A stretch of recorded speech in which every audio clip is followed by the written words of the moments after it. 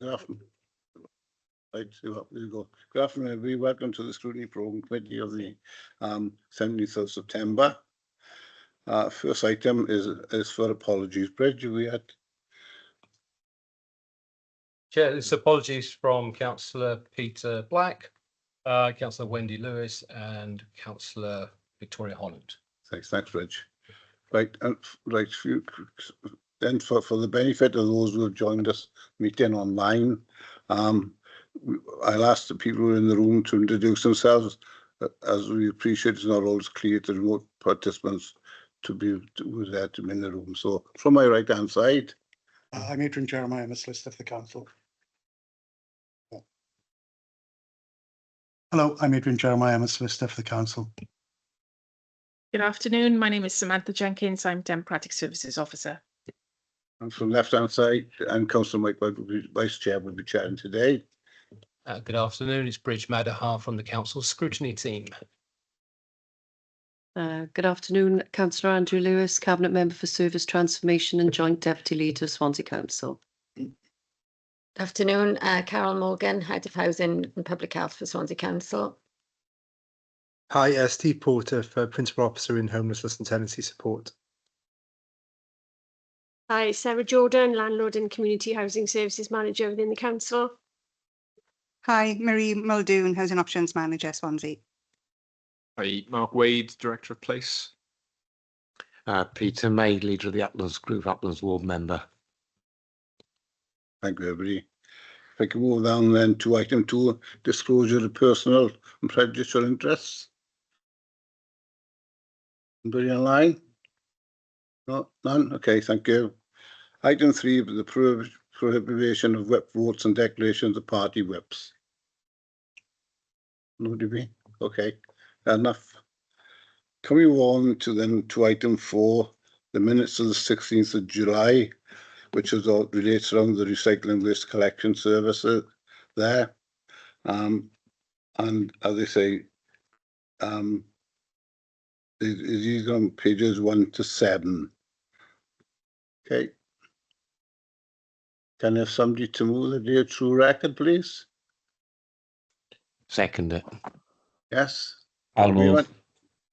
Okay, thank you, Councillor Hawley. Yeah, all in favour? Yes. Thank you. Bridget, item 5, we had any public questions today? Right, no public questions. Can we move on then to item 6, which is the scrutiny of the Cabinet responsibility for homelessness? That's on page 8. So attending the meeting today are the Cabinet Member, Councillor Andrew Lewis. Welcome. And Councillor Lewis will be supported by Carol Morgan, Head of Housing and Public Health, Steve Porter, Operations Manager, Community Housing Services, Sarah Jordan, Landlord and Community Housing Service Manager, and Marie Muldoon, Housing Option Manager. Welcome to you all, and Mark Wade, who is the Director of Place. I'd like to welcome you all to the meeting today, because this is obviously a follow-up from when we had a meeting in 2022. And if you could perhaps enlighten us, obviously, since the report come in 2022 to where we are now in 2024. So, Cabinet Member, over to you. Thank you, Chair, and thank you to the committee for the opportunity to return and give an update on where we are in terms of homelessness and homelessness pressures. I'm sure members will have identified in the report that we have certainly seen an increase in homelessness presentations. However, in my introduction, I do want to point out that this isn't a unique position to Swansea. This is actually a national issue across the 4 home nations in the UK, and we're acutely aware of that. I do, however, feel that in Swansea, we're very fortunate in terms of playing to our strengths with our partnership working with our housing associations, voluntary and third sector organisations, and also with Welsh Government and Welsh Government ministers through the WLGA. The other point that I wanted to stress is that we have excellent partnerships within our teams in-house, and the expertise that we have in-house and the dedication and the passion that our workforce, particularly frontline, show every day as a vocation in terms of trying to help assist people to find a home. And so we're very fortunate that we've got some excellent expertise across the council. I only visited the Woolwich just last week to have the benefit of being shown around a number of their projects. And the feedback that I had from the Woolwich was that the partnership working that they have with the housing teams is superb in Swansea. So it was really pleasing to hear that, and I'm really proud of all the excellent work that's been carried out. In addition to that, I would like the committee to consider that even though we're looking at homelessness today, there is that broader housing picture in terms of delivery of new council homes that the council have adopted, and also a significant amount of acquisitions where we're buying back the ex-council right to buy properties to expand our stock and give us more options to house people. We're also refurbishing and converting former district housing offices. We've converted former social services building. So we're really doing everything in terms of using every tool that we have in the box to help tackle homelessness and increase our housing supply so that we can find that essential accommodation, move on accommodation to put people into more permanent housing and to lay down roots and build resilient communities across Swansea. So I won't say too much more. I'll hand over to Steve Porter to take us through the report, but very happy then, Chair, to take questions. Thanks, Andrea. So why we're here, I guess, is it's been highlighted as an area of concern for scrutiny homelessness, and understandably, and the panel requested an update of the report that we submitted in December 22. And just as a way of a reminder, we reported then that there was concerns about the growing numbers in temporary accommodation and the lack of move on accommodation in particular. And as Andrew's just said, you know, we reported pressures were being seen across Wales and the UK as a whole. So for today, I think it's worth taking the panel through the paper, not going over it all because it's quite a lengthy paper, but just some key data and numbers in terms of temporary accommodation, what we've done to try and tackle it, the challenges that we've got going forward, and how we sort of intend on meeting those challenges. But I don't think we can underestimate the scale of the problem that is being felt across all local authorities, and you know, with a number of local authorities declaring homelessness crisis, and some attributing temporary accommodation costs to actually declaring bankruptcy across the UK. So we're not there. We're not in Swansea. We're not nowhere near that. But you know, we can't underestimate the challenge ahead of us. So skimming through the paper, there are some key things that we'd like to sort of remind people of and just take them through. The number of homeless presentations really does highlight just how homelessness has rapidly increased in a very short space of time. And what I mean by homeless presentations is not all those presentations come in and go into temporary accommodation. Some people present, they're in private rented, and they may be not homeless because we're able to talk to the landlord and stop that homelessness happening. It may be people return to their homes, etc. So not all presentations end up in temporary accommodation, but we looked at 4,500 homeless presentations last year, which is a 50% increase to what we received 5 years previously. So quite a huge jump. And obviously with the number of increase in presentations, that's going to be more people going into temporary accommodation. So we've been a rapid increase there. So we've got a number of types of temporary accommodation. We've got our own units. We've got supported housing projects, but we also unfortunately have to use bed and breakfast. And we've had to use that a lot in recent years. So pre-pandemic, we were averaging about 30 people in bed and breakfast at any one time, and they wouldn't stay there that long. When we reported in December 22, that was up to about 130, and now we're up to about 270 in bed and breakfast. So quite concerning figures. Why has there been an increase? Well, obviously more presentations mean more people needing temporary accommodation, but I think it's particularly down to the change in legislation on priority need. And just to expand on that, when the pandemic hit, the Welsh government said, right, everybody needs temporary accommodation. Understandably, we want to get people off the streets, etc. So there'd be no priority need test. That in 2022, that then changed to the Welsh government saying, well, actually, if you're at risk of rough sleeping, you will be offered the temporary accommodation. That there will be a restriction in reduction in the priority need test, which has led to a lot more people us requiring a statutory duty towards. And that really is the key reason why there's been a rapid increase in temporary. It's been a change of legislation in 2022. And there has been an increase in number of offenders coming out of prison, which are NFA, and there's a really lack of move on to move people through the system. So that's why there's more people in temporary accommodation for longer. And when you've got a lot of people in temporary accommodation, it's difficult to provide the right level of support. You know, we've got a housing support grant that enables us to provide support to prevent homelessness, but that hasn't lifted in terms of the number of people that we need to provide support to.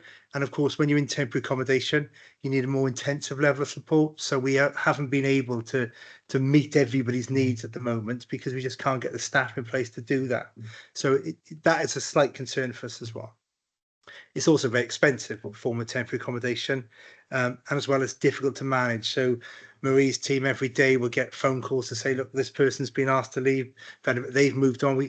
It's just difficult to manage. So, you know, we are looking at ways to solve that, but temporary accommodation figures are a concern to us. Rough sleeping, as a positive story, I guess, and we keep lots of data around rough sleeping. At the moment, we're currently averaging about 9.5 people per night. That's an average, of course, and so sometimes that would be seasonal. Sometimes in the summer you get 12, 13 people out in one night. Maybe in the winter you get lower than 9. So at the moment we're running about 9, and that is much less than what we were seeing, you know, between 2016 and 2020, where we were seeing maybe 15, 20 people out any one night. It's tough. It's a tough area to crack. You know, it's certainly a priority for us. Lots of people with complex needs are sleeping off. Not everybody, but some people are. And some rough sleepers actually have accommodation, but have decided to stay out that night or that week. So, you know, they're difficult to approach, really. And there's some people that present from out of the area, and they're also difficult to deal with. They may not want to be reconnected to their city. They may be quite transient, and so there is a very complex area, rough sleeping. But we do provide a considerable amount of support in this area. And we've got a rough sleeping team that work 24 hours a day, 7 days a week. So we can guarantee if we get a call from a counsellor that we will be seeing that person within 24 hours, sometimes quicker. We've got the Housing First team that wrap around support to those who have been long-term rough sleeping and try and get them into permanent accommodation. So lots of activity around rough sleeping. Sometimes people might not see it. If they see a tent in the middle of the city, it looks horrendous. But trust me, there's a lot of action that's being done, and the figures are, you know, are quite encouraging. But we would like to eliminate rough sleeping. Another positive, I guess, is the amount of people that we've moved on from temporary accommodation in the last 12 months, last 2 years. So since we last met, 2 years on, we've doubled the amount of people we've moved on from temporary accommodation, which, you know, is really encouraging. But of course, we've still got high levels in temporary accommodation. So what it means is more people are coming through them as quick as we can house them. And I think it's important to note that people see figures and they say 270, they think that's stagnant. It's not. It changes. 15, 20 people might go in this week and 15, 20 people might move on, and so on. So there's lots of different flow there, but we have got some positive stories behind moving on people to permanent accommodation. I just want to summarize all that and what the paper says in sort of 2 or 3 minutes, really. The number of homeless presentations has continued to rise, with 2024 reaching the highest ever levels. And there is no real indication that there will be a marked decrease in that in the short to medium term. The demand for social housing has rapidly increased since 2016. So not just the people who are presented as homeless, but also people on the waiting list applying to us. So maybe tenants who want to look to transfer. Maybe people who are overcrowded may need to move on medical needs. They're not homeless, but they still want and need to move. And so that's seen a sort of 25% increase as well. So more people are applying on the waiting list at the moment. Preventing homelessness is becoming more difficult due to the lack of affordable accommodation and more people presented in crisis situations. The number of households, as we've mentioned, in temporary accommodation has risen dramatically since 2020. and people in temporary accommodation for longer with fewer options to move on, which is also difficult. We don't want people to be unstable for too long. We want to get them out of accommodation and into more permanent accommodation. And as I mentioned, appropriate levels of tenancy support cannot be provided to those in temporary accommodation the way we would like to have it in sort of intensive support. The private rented sector is becoming increasingly difficult to accommodate people in.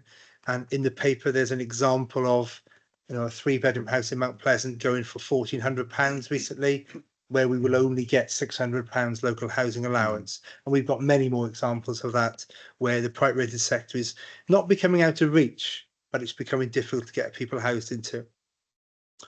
The greatest demand is for 1-bedroom accommodation, that's for sure. We still have demand for 2- and 3-bedroom houses and adapted accommodation, but for sure, the biggest demand is for people needing 1-bed accommodation. And more people have been moved on from temporary accommodation than ever before. So to combat all that, you know, we were getting concerned that we would not be able to meet our statutory duty.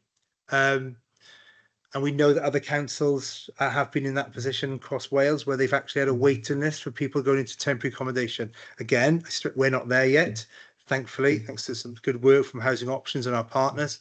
But we were concerned, so we had to introduce some emergency measures back in December 23 now, so almost a year ago, where we prioritised people in temporary accommodation. We redesignated some of our stock from OEP accommodation to general needs. We redirected resources into our homeless team. We work with the RSLs much more to get more nominations and so on. So lots of different emergency measures introduced just to sort of stay afloat, really, to make sure we were able to meet our statutory duty. And thankfully, we've been able to do that. In terms of current progress, the More Homes has continued to increase the number of temporary and permanent units of accommodation through new builds, conversions and acquisitions. And I think Andrew said about it earlier, you know, a great example of this is how we converted the Penland District Housing Office into 6 temporary accommodation flats for families. Really, really lovely temporary accommodation. I think some of you have visited there. And it's, you know, it's enabled us to get families out of bed and breakfast and into that form of accommodation, and then moved on, and much more better accommodation for families. You know, homelessness is unpredictable. Marie's team will well know that, you know, something happens along the way that you can't plan for, you can't bargain for. We had the gas explosion some years ago now, and 18 months ago we had the Welsh Government ring us to say, look, we've got 60 households in hotels, we'd like you to move them on in the next few months. And so we work with the Welsh Government and partners and the Asylum Seeker and Refugee team to relocate those Ukrainian households, and we were able to do that in the timescales that were set to us, and mainly into the private rented sector, so without disrupting the flow of social housing as well. So real success story. I won't list all the challenges that are in the paper, and just put some headlines. The white paper on ending homelessness is going to be challenging for us. It puts a lot of onus on getting rid of the priority need test, the intentionality test, local connection test, so we can expect local authorities to have allocations policies which help homeless people. When demand is certainly outstripping supply, we've got financial pressures on temporary accommodation, and it's just not sustainable moving forward. There are home office pressures through the SD40 scheme, and I think there's a question on that shortly. We've got concerns about welfare of staff, that's for sure. You know, we've looked at, if you look at the numbers, they're dealing with more people for longer periods of time. There's more inquiries. You councillors will get more inquiries from the public because they're not moving. We get more freedom of information requests. We get more queries from crisis, from shelter. It's pretty tough, I have to say, at the moment.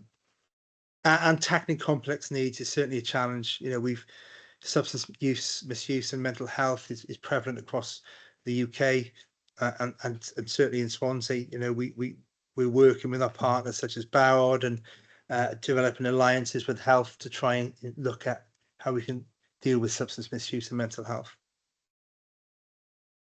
What else are we doing to tackling it? You know, we have to reduce bed and breakfast. The figures are, you know, really concerning for us. So it is a key priority. And, you know, we are taking on we're looking in the process anyway of taking on a large scale temporary supported housing project in the city. And we are looking at other types of provision which may assist in reducing bed and breakfast. We haven't crossed the line with that yet, but we're hoping in 2025 that can certainly come to fruition. And we're going to continue to deliver more affordable accommodation through our More Homes programme, not without its challenges, affordability, getting the cost, the length of time it takes, meeting the standards that the Welsh Government laid down. There are challenges, but we are delivering.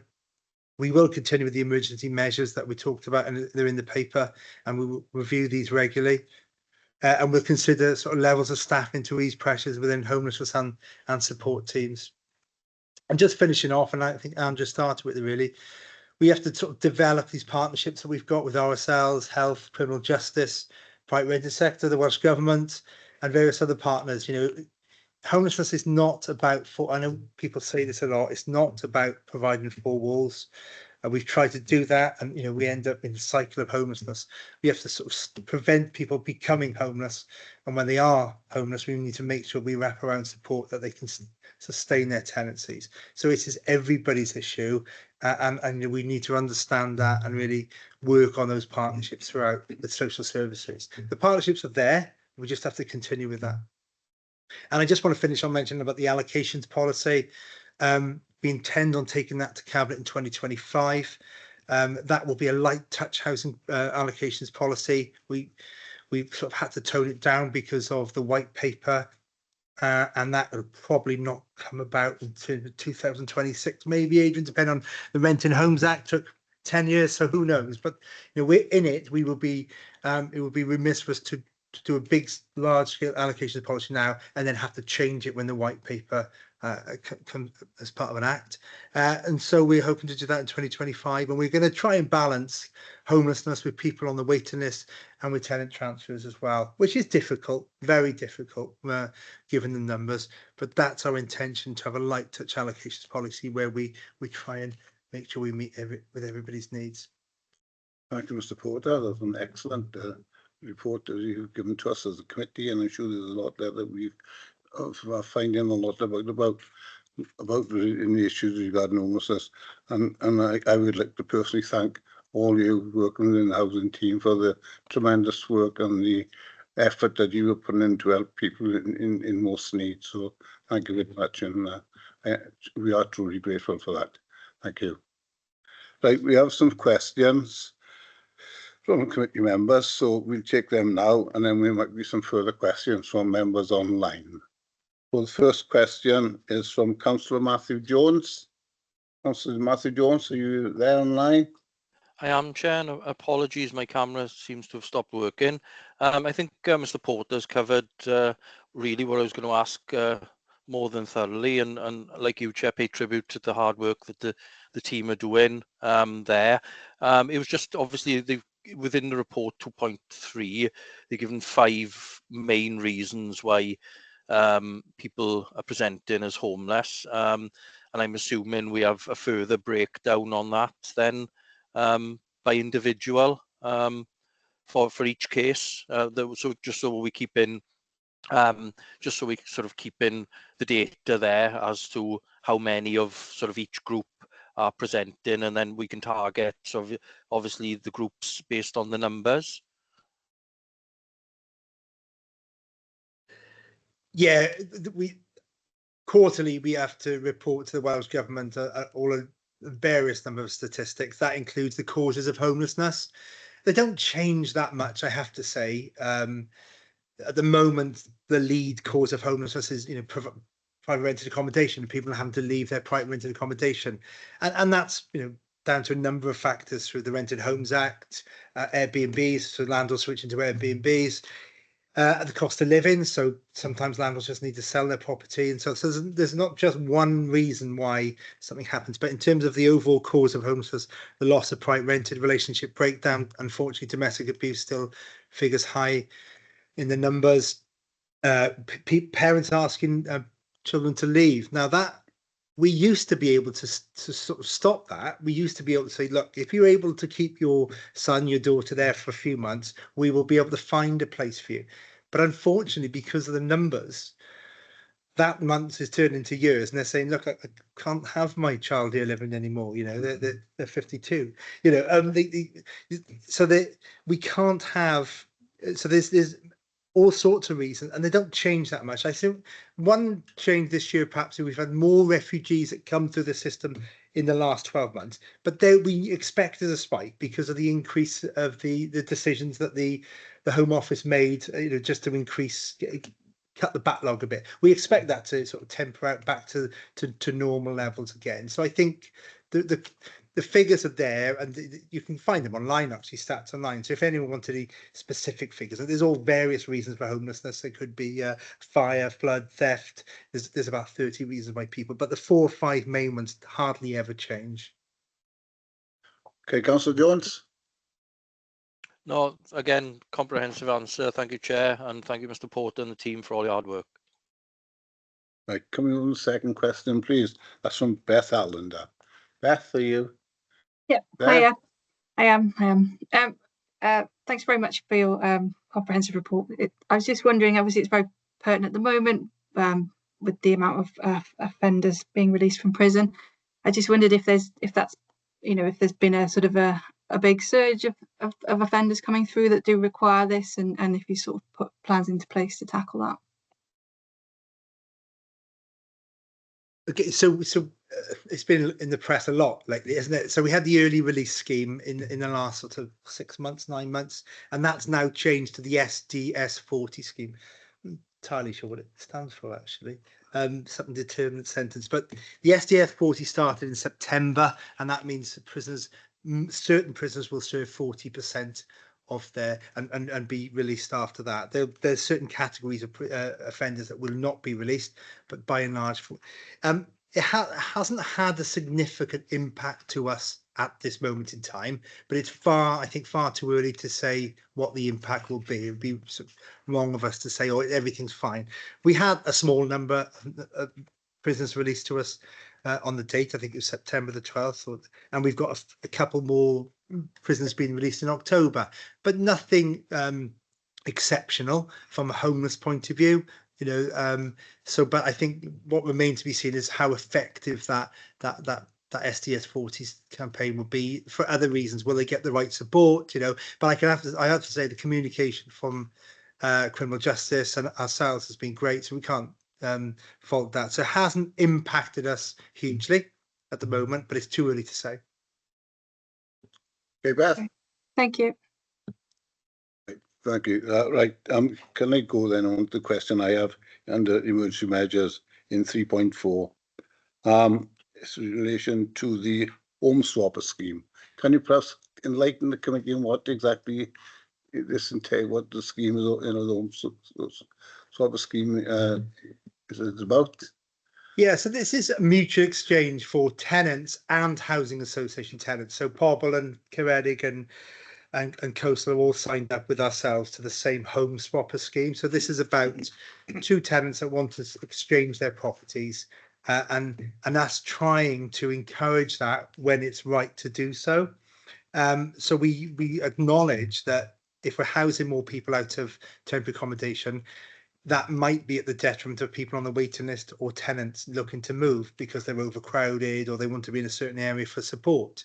So the home swapper scheme sort of helps tackle homelessness in a different way. It says, right, we can still move you, but not through the normal waiting list. So a swap, which is actually at a lower cost for the council when 2 people swap their properties. So we're trying to push that. We had encouraging numbers from last year, from the year before that, so more people have signed up to home swapper, and we're looking with the housing association to maybe develop that even further, improve the website, etc. Maybe, you know, create some resource there to get that even further up, sort of on the agenda for people to see it as a good way of moving. Thanks for that. It's right. So like the old sort of transfers then, like it used to be before, was it? Is it just a Swansea? Are we taking the lead in this, or are other Swanseas trying to sort of look into this type of scheme as well? Are you aware if any other authorities use this scheme? Yes, and it's a national scheme, Right. and there's a dedicated sort of a system online that people can sign up and use, and it'll also sort of match you to properties as well. But we're trying to do more than that to make it more local and personalised, and try to put more resources into making it more successful in Swansea. Oh, excellent. If I can move on to the next question, and that's of Councillor Adam Davis. Adam, are you there? Yeah, I'm here. Yeah, just want to start by saying thank you to the cabinet member and the team for the report that they've provided with us today. It's very detailed, good to hear. Yeah, it's also good to hear about the success that you've had on moving 60 households from temporary accommodation relating to the Ukrainian crisis, with credit to the excellent partnership working between the asylum seeker and refugee team and the housing option staff. I just wanted to ask a more general question on how we're doing with rehousing groups of asylum seekers and refugees across all groups, not just relating specifically to Ukraine, as been cited in the report. Thanks. I guess it's a difficult question to answer because, you know, figures are, it's difficult to house any. Sorry, it's difficult to house any category of people at the moment because of the waiting list. But refugees would be the same as any other category of persons in terms of getting them housed. We are getting successes.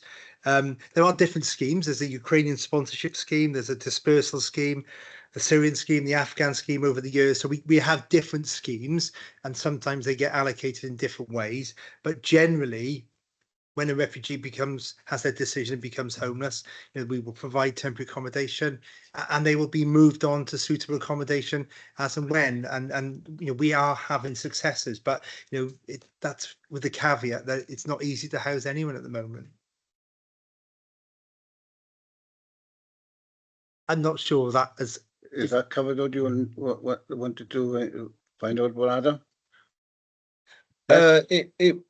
Yeah, it was just to ask if there are any like specific problems that we're finding with, say, one set and not just the Ukrainian refugees that we have. It was I mean, obviously it was fantastic to see the good example cited in the report, but I was just wondering if there were any particular reasons why we focused specifically on our Ukrainian brothers and sisters, and maybe not refugees for other things. If it's a general, if it's just there's more support from the state with regards, and Welsh government with regards to that, then I think that answers it. But as long as there are no issues that are coming up, whereas it's, say, I mean, I imagine it's easier to house refugees if there's a specific scheme that we're getting central government or Welsh government support from.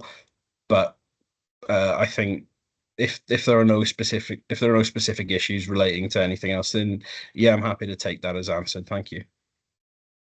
Councillor Lewis. Yeah, thank you, and thank you to the councillor for his question. I think perhaps if I could respond a bit differently in a sense. There are a number of different schemes and they operate in different ways. So the Ukrainian sponsorship scheme was very much about embracing the local appetite to help families, and many families moved in with existing private owner occupiers across Swansea, as they did across other parts of Wales and the UK. So the sponsorship scheme for Ukrainian families does operate differently compared to other people who are refugees or asylum seekers. But what we do is we operate within the realms of those different schemes, different sponsorships, different grant funding streams. But we do treat everybody equally. And I think that was just heralded as a success story because of the sheer number and volume of households that we were helping and assisting. But that's not to say that we're not assisting and helping other people from similar backgrounds with similar fleeing atrocities and difficulties across the world. So, we do that very well in Swansea, and I'm really pleased to see in the question that you've referenced the excellent partnership work in which I know those initiatives are working really well in Swansea, I'm proud to say. Okay, Adam, yes. Yeah, I'm happy with that. Thank you very much. Yeah, Have you got any members online who would wish to ask the questions to the officers? Councillor Lyndon Jones. Thank you, Chair. Can I say thank you very much for the report, very comprehensive report, and so very welcome. Steve, when the old poverty reduction PDC was around, we talked about housing first and support that was given to tenants moving in or single people very often moving into accommodation, because there were tales then of a single person moving into a flat and with no support, no furniture, nothing at all. Has that position now improved? Because it was pretty harrowing at the time. That's the number one. And secondly, on the issue of Ukraine and Ukrainian refugees, I had a terrible tale, a story from one particular refugee who had been had private accommodation that came to an end because the flat that they were using was then going to be used by family members who were coming back, and she'd been offered a council flat, and when she got there were holes kicked in the walls, blood on the bathroom wall, a terrible smell throughout. They were frightened to open the windows because houses nearby were boarded up. I obviously, she came to me because I met her because the local church had got people, refugees together so they could meet, and she got hold of me and I got hold of the housing department, and they, to be fair, she was then moved into another flat, but that wasn't much better, and in the end she went back to the Ukraine. So are the flats or the accommodation that we are actually offering in a better state than that?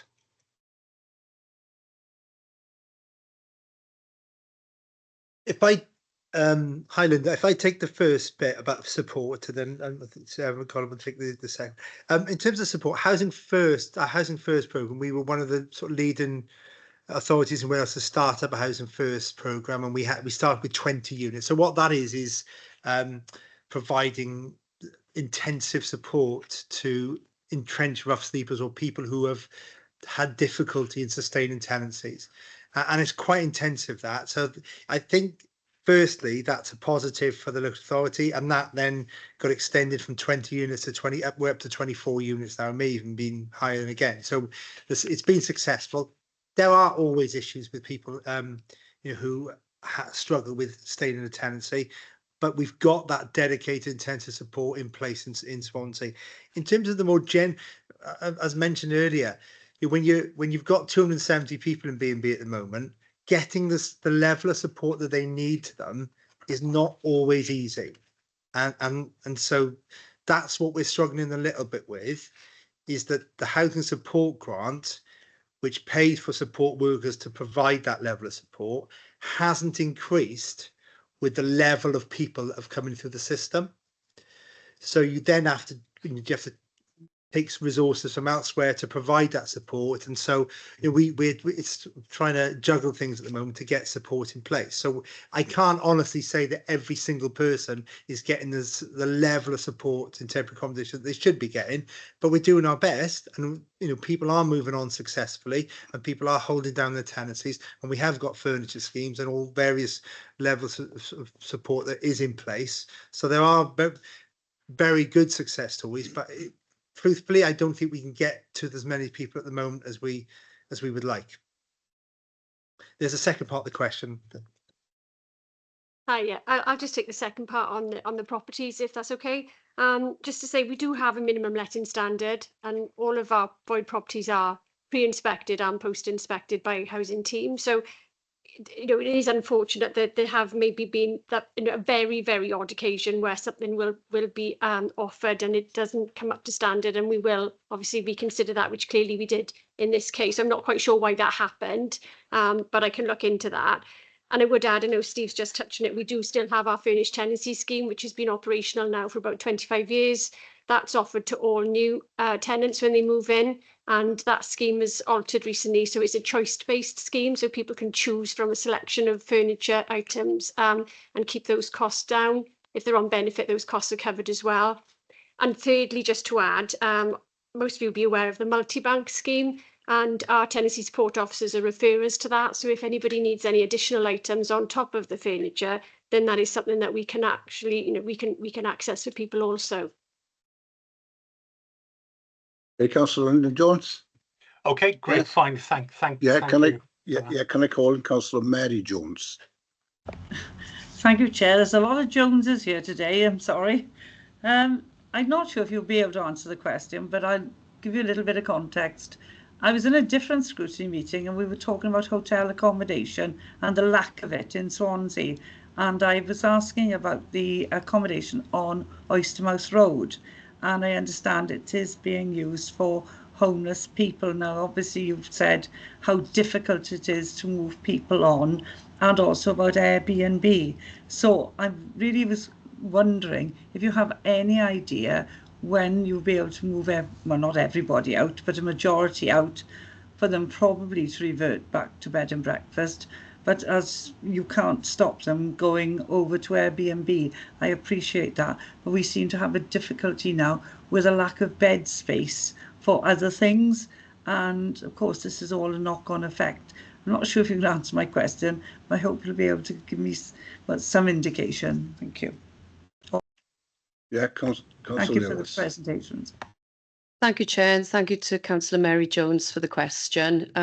We are acutely aware of the heavy usage at the moment of bed and breakfast and hotel accommodation, and we do agree and we feel that it isn't absolutely suitable accommodation. So we don't ideally want to put people in B&B, but that is the solution that we have at present.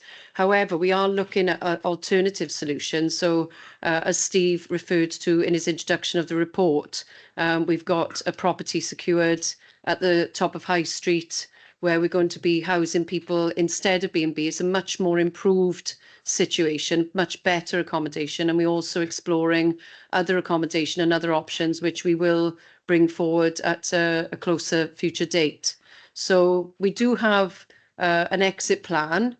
However, we're also very mindful that the figures who are presenting to us as homeless aren't going down and reducing as such. So even if we are providing more solutions, there is still a danger that we might always need to use some bed and breakfast or some hotel accommodation as an emergency measure rather than leave somebody homeless or on the street. So I think, we will try our best to try and exit the bed and breakfasts and the hotels, but there are no overnight quick solutions to this, but we are nevertheless trying to find more longer term solutions, some which could self-fund themselves. So in suitable accommodation, people could apply for housing benefit, which could actually be a self-funding scheme. So we're looking at all those options at the moment. All options are on the table, but we are aware that we do need to try and actively reduce those numbers. And I'm sure that the team in Housing Options would agree. We very much want to focus on early intervention and prevention, but there is an element here of firefighting the national housing crisis that we're seeing across the UK. And just to clarify, really, it's not 270 on Oystermouth Road, Mary. They are spread across various hotels, B&Bs, Airbnbs across the city. So I didn't want that to be misconstrued, really. So that it's far less than that on Oystermouth Road. It's spread across the city, and to be fair to those providers, they've been very supportive over the last few years, without which we wouldn't be able to meet our statutory duty. Okay. Councillor Peter May. Sorry, can I just thank you very much? Yes, mate. Councillor Jones, yes. I wasn't actually thinking there was 270. Thank you very much for the clarification and for your answer, Councillor Lewis. Thank you, Councillor Jones. Councillor May. Thank you very much. I mean, it's my time as housing cabinet member. This is an immense problem for the current incumbent to have. I mean, you've got every sympathy and great credit to the cabinet member and her officers for almost what must at some time be feeling like firefighting. But you're really doing a good job on it. What I'd like to focus on is possibly the white paper. Looking through it, and there's the intention to abolish the intentionality test. Now, all right, the guidance and the wording in the guidance might be a bit harsh, but I don't think there should be an abolition of it. And it looks like it's linked to something called the deliberate manipulation test. Does the authority have a view that of retaining the intentionality tests, possibly making the guidance a bit more friendly, therefore averting the need to bring in the deliberate manipulation tests? Because that's where I'm looking at it. And the other question I've got is, what are the current level? I don't know if you've got the data to hand of void properties that we have in the local authority, because I know a lot of emphasis has been going on rightly creating and converting former district housing offices and everything like that. But what level of voids are we currently operating? Possibly, I don't know if you could give me some quarterly data going back over a time which you think is reasonable. Just to see the trend, just to see that we've got all available stock. Okay, can I call in Cabinet Member? Yeah, thank you. And thank you to Councillor May for the question. I'll take the first part of the question and then I'll ask Sarah to come in and expand on the voids. We actually do have a really good news story to say about voids, and I won't steal Sarah's thunder too much by going into that in any great detail. But in terms of the homelessness white paper, as members know, I'm the spokesperson for housing with the WLGA, representing the 22 Welsh local authorities.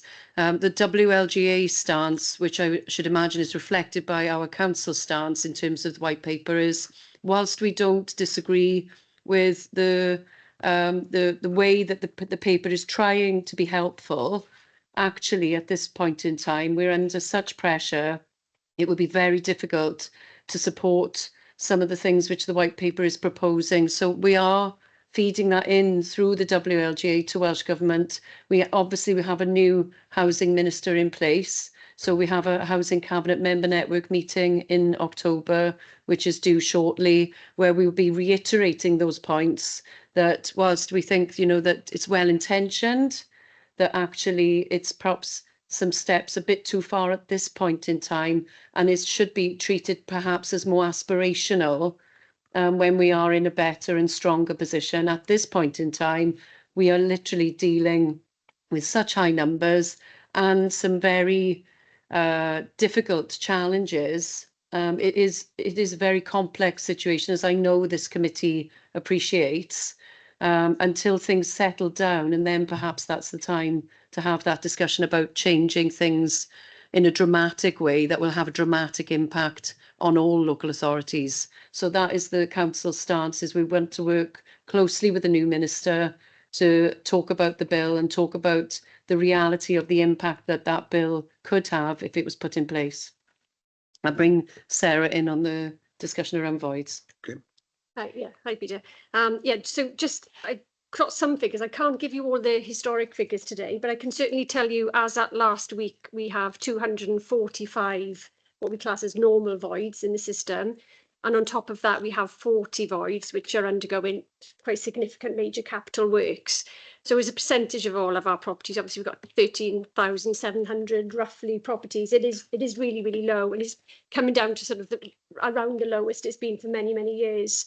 We've got building services, obviously work on our void properties, but in the last year, we've also got a framework for contractors. We've got 3 external contractors who also do some of that work for us.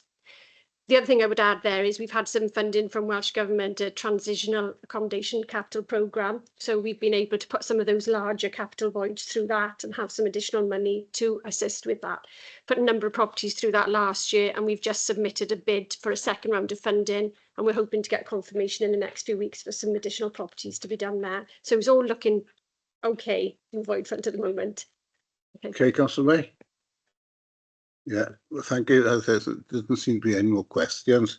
Can I say now that we'll obviously, as committee, we'll put together sort of a letter on what we were today on the contents, and we'll write to you, cabinet member, with some of the issues that we obviously we've heard today, and where we would want you to perhaps, if you could just follow those points up for us. But can I thank you once again for attending today and your team. No, certainly. Thank you, Chair. If I could just take the opportunity as well, in summary, just to thank the members on this committee for all the recognition of all the hard work which goes on behind the scenes and is often goes unseen. So all the positive comments about the excellent work that the teams are doing is really appreciated, and I wanted to thank the committee personally for that. Yeah, I was just going to sort of endorse what you were going to say there, and if you could take it back to all your teams, our sincere thanks for all the efforts that they put into help people who are in a situation of being homeless. And thank you again for coming along today. Thank you.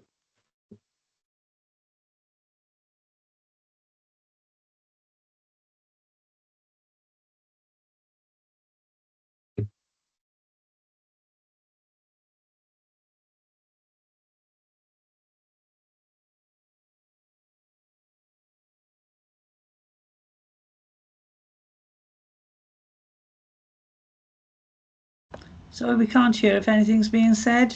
The officers from the house then are currently leaving the room. Councillor Jones. Thank you, because we can't see what's happening. Okay, no, I understand. Right, coming on then to item 7 on the agenda, which is the annual scrutiny report of 2023-24, which is on page 41 of the report, which, as I say, the work was carried out during that year, which will be obviously reported to committee by chair in the next council meeting. And in that report, you see obviously the work on what scrutiny councils have done during that year, and obviously some of the impacts and improvements and feedback from the scrutiny meetings we've had in that year, and also that the work as well of the scrutiny performance panels and scrutiny working groups as well for all their efforts that's been ongoing. And it just shows what difference scrutiny makes to how we can look into services. And also that we get the opportunity to, like we see today, the cabinet member for housing being come today to talk to us on issues in those areas of housing portfolio.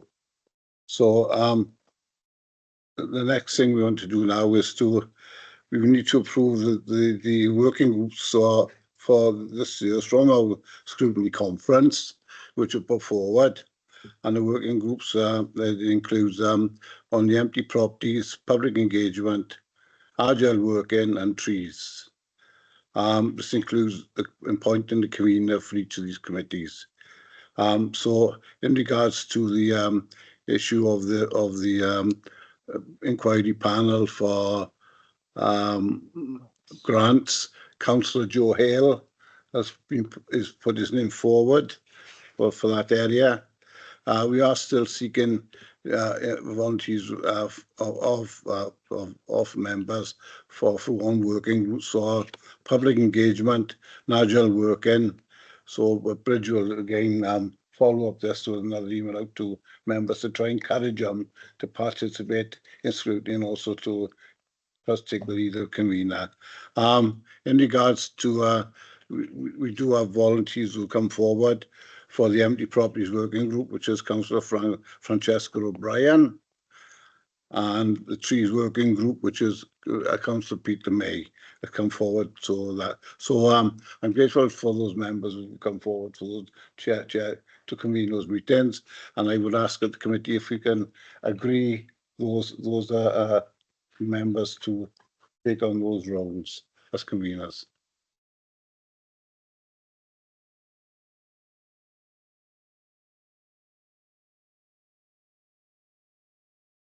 Can I have agreement on that, please? Can we have agreement? Yes. Yeah. Yes. Thank you.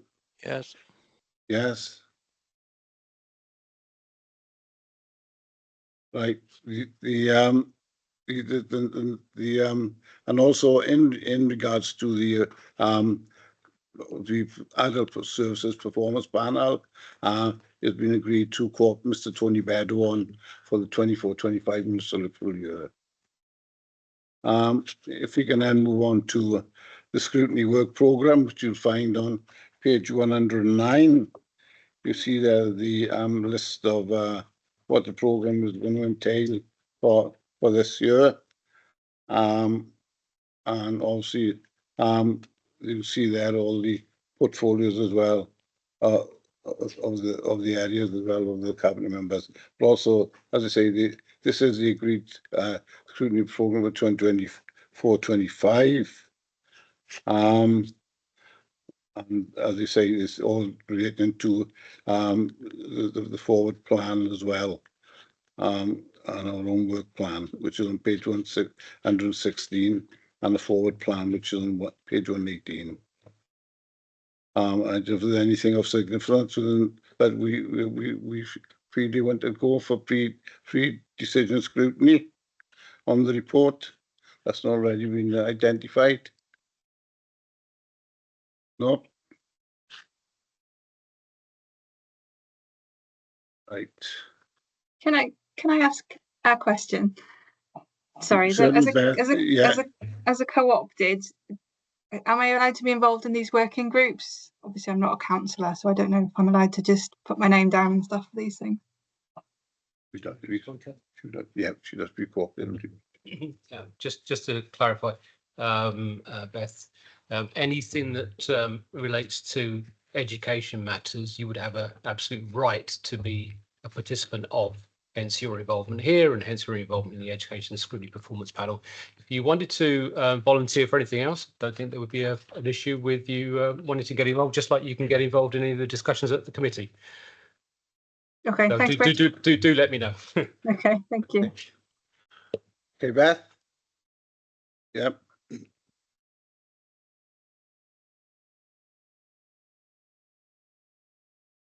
Yeah. So as I say, the main items for the next meeting are is going to be for the street scene improvements, street cleansing operations.